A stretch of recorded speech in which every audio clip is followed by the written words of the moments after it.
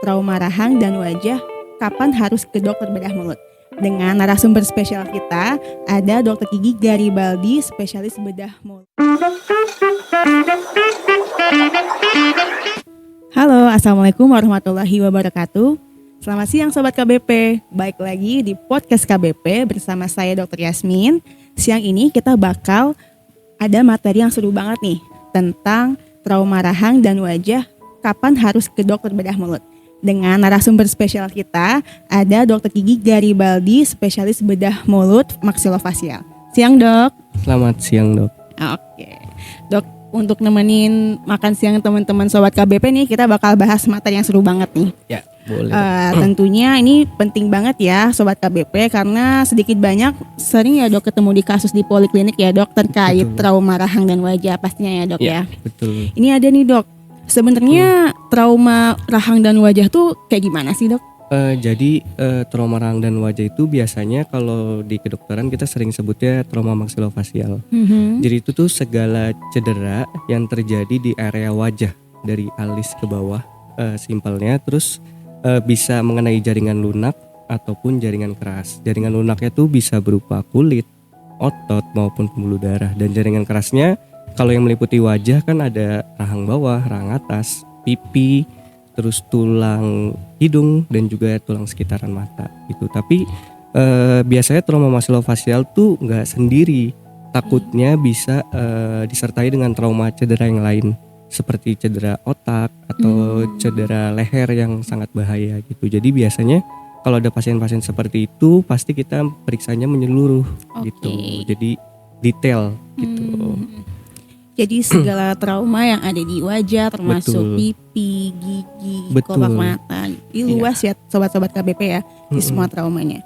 Kira-kira apa aja sih dok yang bisa menyebabkan dan jenisnya apa aja, atau misalnya kecelakaan aja atau gimana sih? Yang paling sering terjadi sih pasti kecelakaan ya.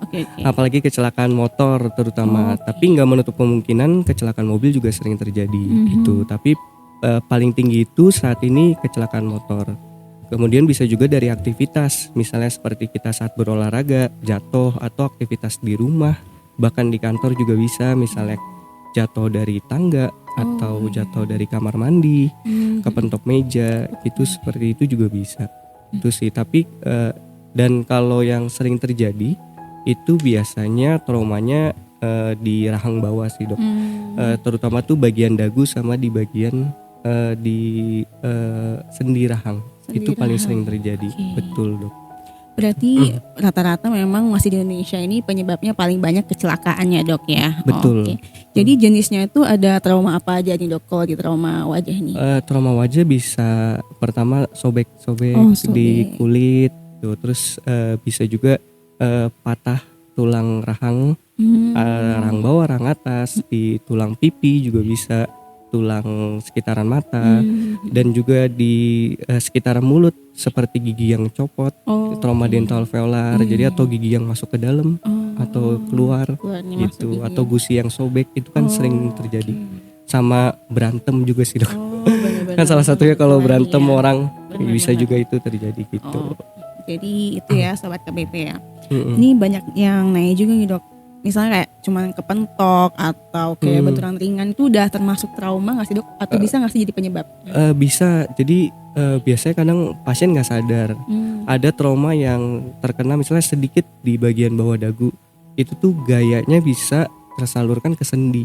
Sendi kan kecil ya dok tulangnya, jadi itu meningkatkan jadi sendinya tuh bisa patah gitu. Jadi kadang orang nggak sadar kayak cuma kena kepukul dikit atau kena dikit tuh gini, tapi kok lama-lama soalnya samar gitu dok sakitnya. Jadi kayak kok lama-lama jadi susah buka tutup mulut gitu. Itu yang bahaya sih dok kayak gitu. Jadi jangan sepelein walaupun misalnya traumanya kecil. Jadi kalau memang sudah merasa ada yang beda, kayak gigitannya jadi nggak enak atau susah buka tutup mulut, gitu, ada bengkak, itu salah satu tanda yang harus diperiksa gitu dok. Dari semua yang tadi di dok, berarti kan gejalanya ada yang bengkak, kemudian ada susah buka mulut. Kira-kira gejala lainnya apa dok? Kalau misalnya ada trauma di rahang sama wajah? Yang tadi dok, misalnya Pertama paling sering sih jadi susah buka tutup mulut. Terus gigitannya jadi nggak bener dok. Atau biasanya kita sebut dengan maloklusi. Itu salah satu tandanya. Atau gigitannya jadi terbuka, jadi nggak bisa nutup. Gitu. Jadi nganga terus gitu. Betul, nganga terus. Itu juga salah satu tanda gitu. Terus biasanya kalau ada bengkak, biasanya kalau ada cedera di tulangnya, biasanya di jaringan lunak itu juga cedera. Jadi kalau misalnya ada bengkak, kita curigai mungkin di dalamnya ada fraktur gitu dok. Jadi kita juga harus curiga ke arah sana gitu. Ada gak sih dok bedanya nih sama anak atau dewasa yang kena trauma wajah nih, perbedaannya penanganannya gitu dok? Kalau penanganannya sih sebenarnya prinsipnya sama sih dok. Kalau penanganan fraktur tuh ada 3 prinsip sebenarnya. Pertama reposisi dari frakturnya, kemudian fiksasi dan imobilisasi. Sebenarnya sama, cuma kalau anak kecil itu kan yang kita tahu tulangnya biasanya masih lunak dan masih masa pertumbuhan. Jadi itu yang harus digarisbawahi sih dok, supaya tindakan kita itu tidak mengganggu pertumbuhan tulangnya dok. Gitu. Jadi biasanya kalau anak kecil kita lebih ke konservatif tindakannya dok. Konservatif ya dok. Iya, jadi kalau bisa tidak dibedah jangan dibedah, karena takutnya menghambat pertumbuhan.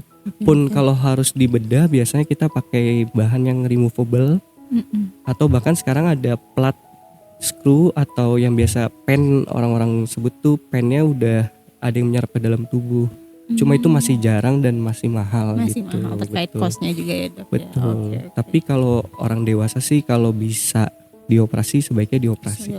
Dioperasi. Apalagi kadang mungkin namanya masyarakat, mungkin sobat KBP juga ya, kalau dengan operasi aja takut. Tapi sebenarnya jangan ya dok ya. Semakin cepat semakin baik. Betul, ya dok ya. Karena semakin cepat diperbaiki kan komplikasi jangka panjangnya semoga tidak ada dan bisa mendekati sempurna lah gitu. Kira-kira nih dok, kalau misalnya ketemu nih kayak gejala tadi habis kecelakaan, terus ada bengkak, sebagai orang awam mungkin sobat KBP atau kita sebagai dokter gigi, dokter umum di luar sana, apa sih dok pertolongan pertamanya nih? Pertolongan pertama sih sebenarnya kalau kecelakaan yang kita lihat, misalnya ada pasien kecelakaan, kita mesti lihat dulu ada gangguan napas apa enggak. Itu yang paling bahaya. Pertama, misalnya memang ada gangguan napas, sebaiknya kita hilangkan dulu gangguannya. Primary survey-nya dulu. Betul, ya dok ya. Primary survey kayak prinsip ATLS ya dok. Betul. Iya. Terus sudah nanti kita lihat ada perdarahan masif atau enggak gitu. Jadi kalau memang ada perdarahan masif, sebisa mungkin kita hentikan dahulu gitu, dari sebelum dibawa ke IGD. Jadi kalau misalnya memang ada tanda-tanda seperti itu, lebih cepat lebih baik dibawa ke IGD. Terus kalau bisa ditangani seperti tadi, ditekan kasa untuk perdarahannya gitu, jadi lebih baik gitu. Misalnya kan ternyata kebenturnya hari Senin dok, kok Rabu baru bengkaknya, itu gimana dok di rumah nih? Nah itu baiknya segera langsung diperiksakan sih dok, gitu, karena takutnya ada yang lain yang menyertai gitu. Takutnya ada fraktur tadi. Yang pokoknya cedera yang lainnya mengikuti gitu. Betul, ya dok ya. Jadi selain yang tadi itu dok, kapan sih kita nih harus langsung ke dokter bedah mulut, ke dokter spesialis bedah mulut?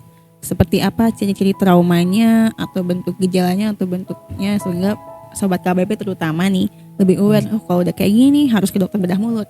Nah ya, misalnya ini sih pada saat tadi kita udah bilang, misalnya ada maloklusi atau gigitannya tidak rata lagi, terus misalnya buka tutup jadi susah, buka tutup mulut jadi susah, terus pada saat makan jadi tidak enak, itu sebaiknya cepat ke dokter bedah mulut. Terus karena kita kan bukan hanya operasi ya dok, jadi kita menganamnesa juga, kita juga bisa mengetahui resiko ke depannya gitu. Jadi lebih baik mencegah dibanding mengobati. Betul banget.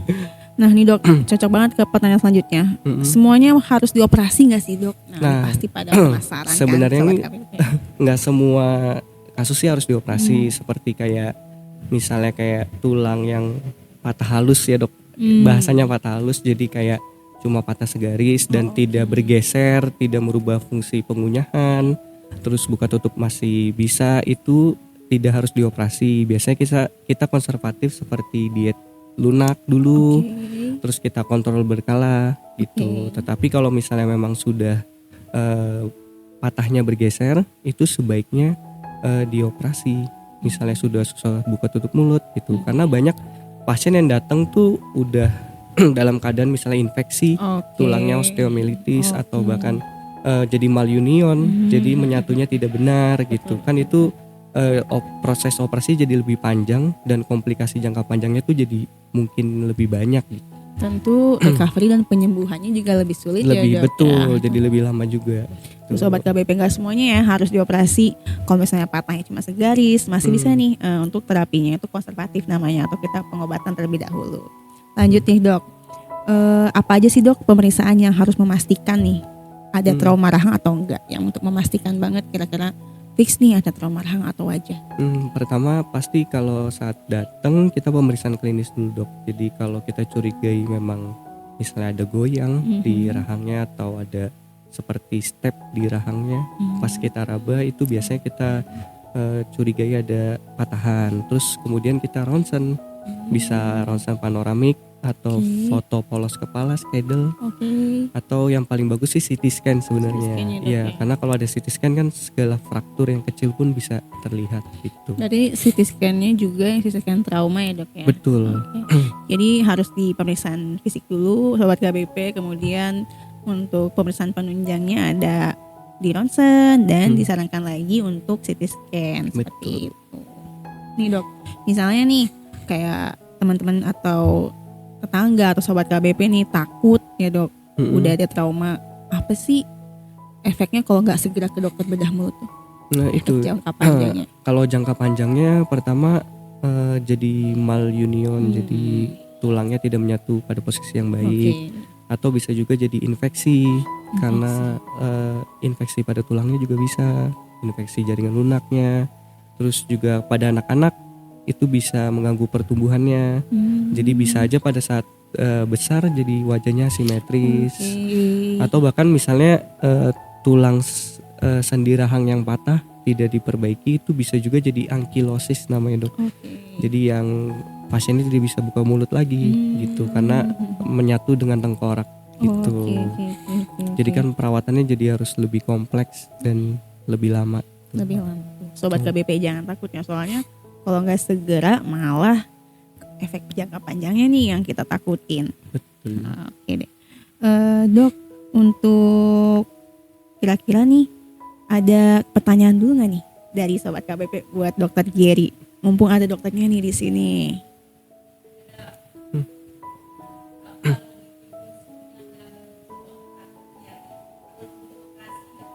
Oke, saya ulang ya dok ya. Ini ada sobat KBP yang nanya dok. Ini walaupun tentang bukan trauma tapi nggak apa-apa ya. Ada dokter Jerry kapan lagi konsul? Dok, kalau misalnya ada gigi bungsu gak keluar terus sakit, itu harus dioperasi atau enggak sih? Sebaiknya dioperasi sih, apalagi sudah mengganggu ada sakit gitu. Jadi sebaiknya dioperasi gitu. Sama apalagi ada yang kista yang dari gigi bungsu itu gigi impaksi, takutnya lama-lama bisa jadi itu. Tapi nggak semua impaksi menyebabkan kista. Tapi ada beberapa kasus yang menyebabkan jadinya kista karena gigi impaksi. Itu apalagi kalau misalnya kayak tadi udah ada keluhan sakit, sebaiknya segera dicabut gitu. Jadi untuk sobat KBP memang sebaiknya kalau udah ada keluhan terkait gigi bungsu dan menimbulkan nyeri, itu artinya sudah harus ke dokter gigi bedah mulut ya. Ada lagi sobat KBP nih, mumpung ada dokter Jerry.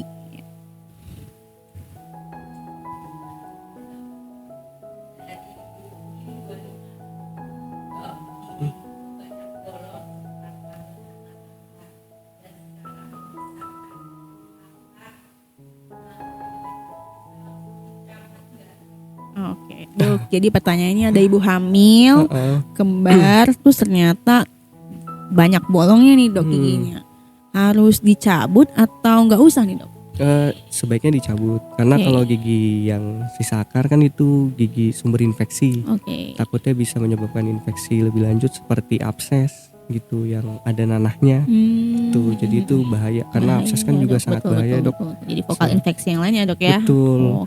Sebaiknya dicabut dan bisa langsung sih kalau mau, kalau kuat. Kalau kuat ya. Bisa langsung dicabut. Bumin gitu. bisa ya dicabut. Nah di KBP ada nih dokter Jerry. Oke, ada lagi sobat KBP?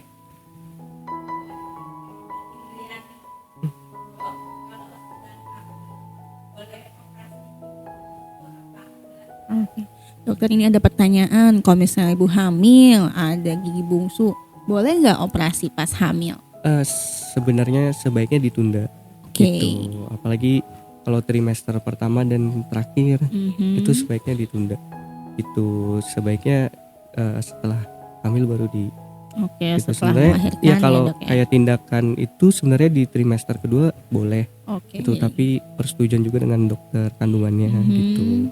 Tapi sebaiknya kalau memang tidak urgent banget lebih baik ditunda. Oke, jadi kalau tidak urgent sekali, kalau bisa ditunda sampai di masa setelah melahirkan gitu ya Dok. Betul. Ya. Oke, karena terkait dengan mungkin komplikasi obat-obatan, Betul. kondisi janin dan ibu gitu ya. Jadi buat moms nih, kalau misalnya ada keluhan pas lagi hamil, boleh dulu konsul ke dokter gigi, kemudian ke dokter kandungannya sekiranya apakah bisa ditindak seperti itu ya Dok ya. Betul. Oke, ada lagi sobat KBP yang mau nanya nih? Oke, nih Dok,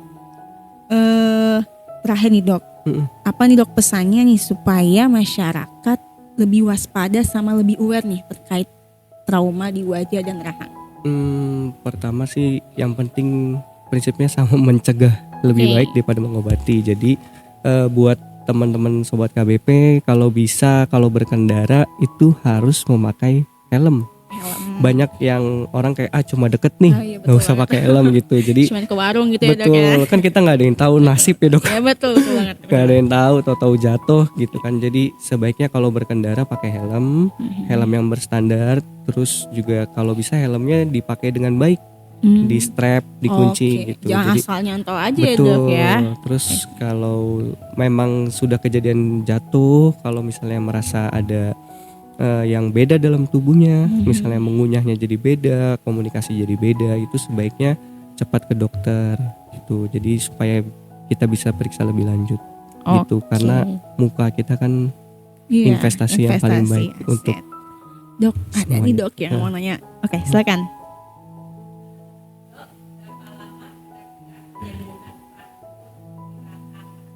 Oke, Dok, ada yang mau nanya Dok. Kira-kira kalau misalnya udah fraktur nih di rahang atas, berapa lama sih penyembuhannya biar bisa kembali lagi kayak biasa? Biasanya sih kita habis di operasi rahang itu biasanya giginya kita kunci dulu ya Dok. Gitu. Jadi pasien biasanya diet cair dulu itu sampai 3 minggu Dok.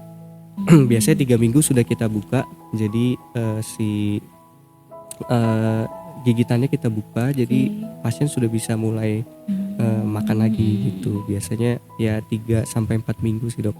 Gitu. Nanti setelah 1 bulan biasanya sudah mulai bisa makan seperti biasa lagi. Jadi gitu. Sobat KBP kalau misalnya ada yang kena fraktur 3 minggu dulu nih harus dia cair ya, ya Dok ya. Baru 3 sampai 4 minggu kontrol, evaluasi lagi ya terkait kondisinya.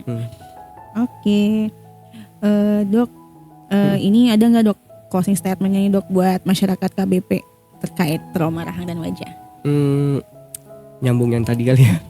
Ya soalnya mesti dijaga sih, kan wajah kita investasi kita. Betul. Selain buat estetik juga wajah kan penting buat pernapasan, buat makan, buat komunikasi, buat ngeluapin emosi gitu. Jadi harus dijaga. Jadi lebih baik mencegah dibanding mengobati gitu sih. Oke, Sobat KBP. Saya izin menyimpulkan untuk podcast kita siang ini. Jadi trauma rahang dan wajah itu apa sih? Ternyata segala bentuk trauma yang ada di wajah, di rahang maupun jaringan lunaknya. Penyebabnya tuh bisa banyak, dan yang masih paling banyak di Indonesia di tempat kita tuh kecelakaan ya Dok ya. Terutama untuk pengendara motor itu harus memakai helm yang kencang. Nah, karena tadi tentunya yang paling penting dari itu semua pencegahannya Dok ya. Betul. Pencegahannya memakai helm, kemudian hati-hati dalam berkendara. Kemudian kalau misalnya teman-teman ada gejala seperti bengkak, susah mengunyah ya Dok ya, kemudian gak bisa nutup mulut. Nah, itu tandanya teman-teman harus segera nih ke dokter bedah mulut gitu ya Dok ya. Oke. Dan terutama pastinya untuk teman-teman dan Sobat KBP, kalau misalnya ada keluhan terkait trauma wajah, kemudian ada keluhan gigi bungsu, gak bisa dicabut, boleh banget nih ke KBP. Kita ada Dr. Garibaldi, spesialis bedah mulut yang siap menunggu Sobat KBP di sini. Oh iya, nah Dok, cocok banget nih. Nah di sini sobat KBP karena kata dokter tadi supaya lebih tajam untuk menentukan trauma rahang apa enggak, kita punya fasilitas lengkapnya. Ada panoramik, ada CT scan juga dok, ada untuk lebih komplit lagi gimana menangani trauma rahang wajah ini secara komprehensif gitu. Betul. Ditunggu ya teman-teman semua, sobat KBP terutama apabila ada keluhan gigi dan mulut boleh ke dokter gigi Garibati di Rumah Sakit Karya Bakti Pratiwi. Oke, sekian pertemuan kita kali ini. Bakal ada lagi podcast KBP selanjutnya dengan tentunya materi yang lebih menarik. Saya mau undur diri. Mohon maaf bila ada kesalahan. Wassalamualaikum warahmatullahi wabarakatuh. Dadah. Terima kasih ya dok. Terima kasih dok.